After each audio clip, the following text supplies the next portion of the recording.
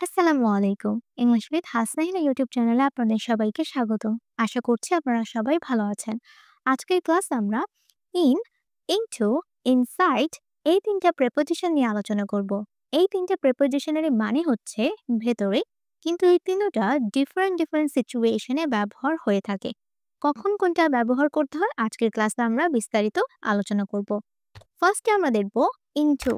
Well, এই চিহ্নটাকে বোঝানোর জন্য আমি এখানে একটা ড্রয়িং করেছি। এই ড্রয়িং এর মাধ্যমে আমি আপনাদেরকে বোঝানোর চেষ্টা করব।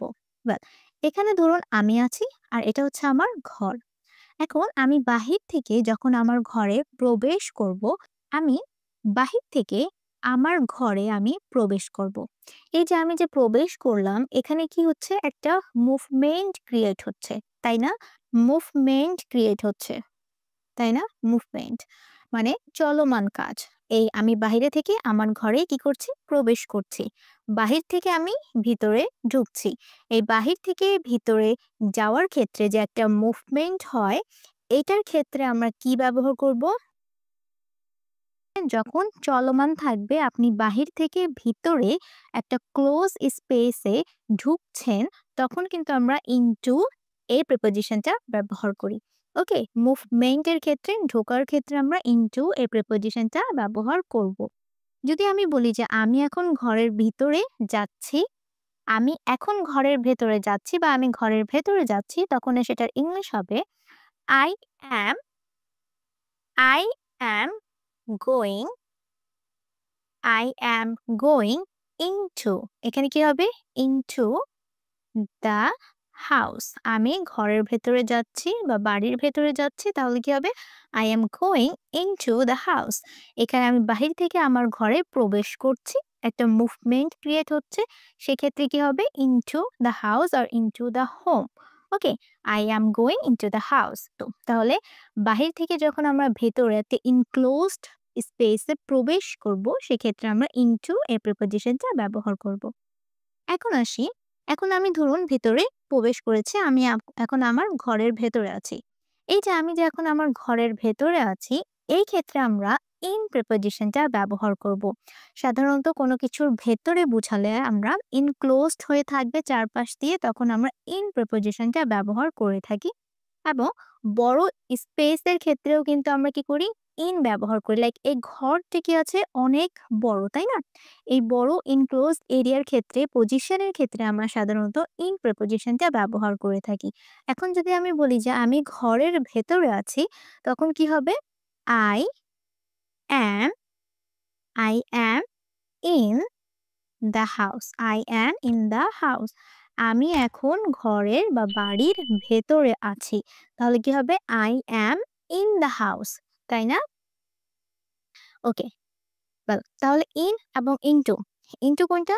মুভমেন্ট বোঝালে যখন আমরা বাহির থেকে ঘরের ভেতরে প্রবেশ করব, প্রবেশ করার যে সিচুয়েশন, সেক্ষেত্রে কি হবে? ইনটু। এবং আমি যখন ঘরের ভেতরে থাকবো, লাইক এই পুরো ঘরের ভেতরে স্পেসিফিক কোন জায়গায় আছি সেটা ম্যাটার করে না, কিন্তু আমি ঘরের ভেতরে আছি সেটা বোঝাতে আমাদেরকে ইন প্রিপোজিশনটা ব্যবহার করতে হবে। I am in the house. এখন দেখেন এখানে একটা ছোট জার আছে এবং জারে ধরুন কয়েকটা কুকিজ রাখা আছে। এই যে জারে যে কুকিজ রাখা আছে, কুকিজ একটা সেফ প্লেসে আছে, সুরক্ষিত আছে এবং চারপাশ দিয়ে কি আছে? ঢাকা আছে। তাই না? কুকিজটাকে চারপাশ দিয়ে ঢেকে রাখা হয়েছে। এমন একটা জায়গায় কুকিজটাকে রাখা হয়েছে।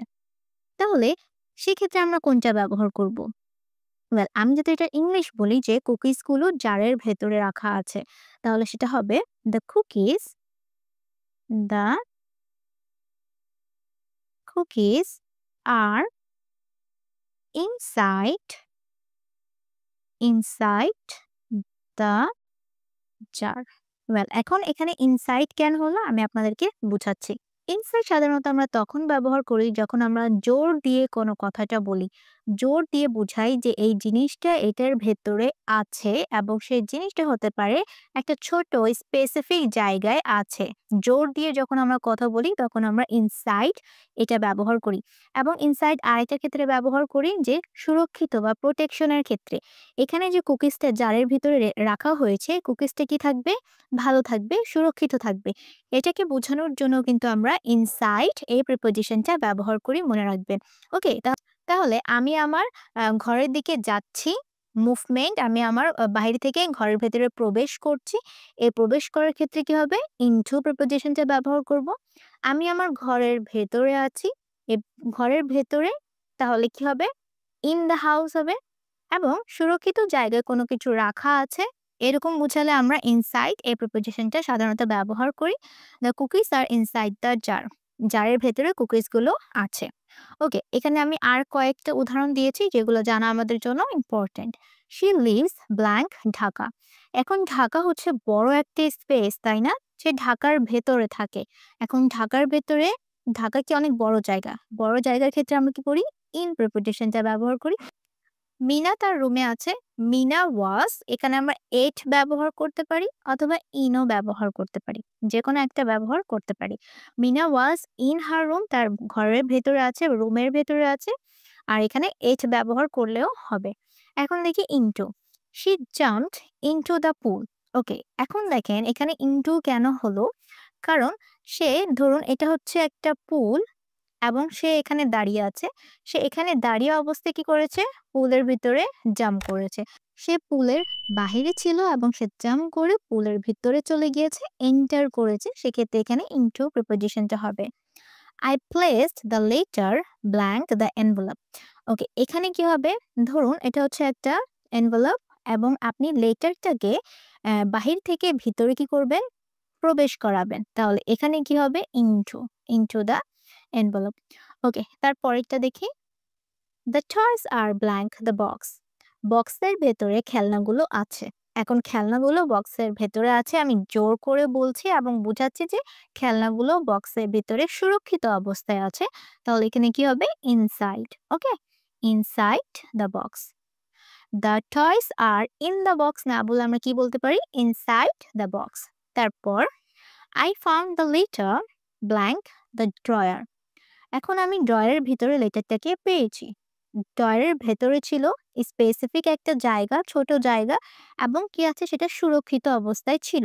সেক্ষেত্রে এখানে আমরা ইনসাইড এটা ব্যবহার করব। ওকে? Inside the drawer. তারপর তারপরেরটা কি হবে আপনারা আমাকে কমেন্ট করে জানান। স্টে মানে থাকো ব্ল্যাঙ্ক ডিউরিং দ্য স্টর্ম। ঝড়ের সময় ভেতরে থাকো। এখন এই ভেতরে বলতে কোনটাকে বোঝানো হচ্ছে? ইন, ইনটু নাকি ইনসাইড আপনারা আমাকে কমেন্ট করে জানান। এখানে কিন্তু ঝড়ের ভেতরে যদি আমি ভেতরে থাকি তাহলে আমি সুরক্ষিত অবস্থায় থাকবো। তখন এখানে কোনটা হবে আপনারা আমাকে কমেন্ট করে জানান। ইন, ইনটু নাকি ইনসাইড। সবাই ভালো থাকবেন। আসসালামু আলাইকুম।